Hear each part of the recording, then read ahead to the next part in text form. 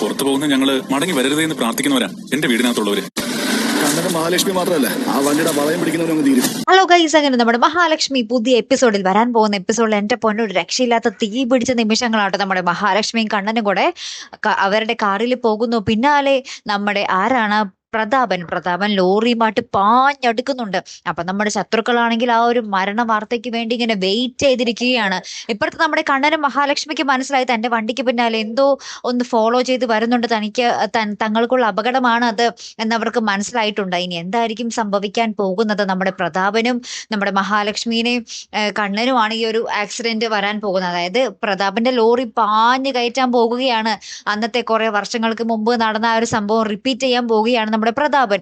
അപ്പോൾ ഇത്തവണ ഇവിടെ ആ ഒരു അപകടം നടക്കുമ്പോൾ എന്ത് മാറ്റമായിരിക്കും സംഭവിക്കാൻ പോകുന്നത്? നമ്മുടെ കണ്ണനും മഹാലക്ഷ്മിക്കും തന്നെ ആയിരിക്കുമോ ആ ഒരു അപകടം സംഭവിക്കാൻ പോകുന്നത്? അല്ലെങ്കിൽ കറങ്ങിത്തിരിഞ്ഞ നമ്മുടെ അയ്യപ്പന്റെ ശക്തിയൊക്കെ കൊണ്ട് പ്രതാപനായിരിക്കുമോ ആ ഒരു അപകടം സംഭവിക്കാൻ പോകുന്നത്? എന്തായാലും കാത്തിരുന്നതിനെ കാണോട്ടപ്പെടുത്തൊരു വീഡിയോയുമായി വരുന്നത് വരയ്ക്കും. Good bye.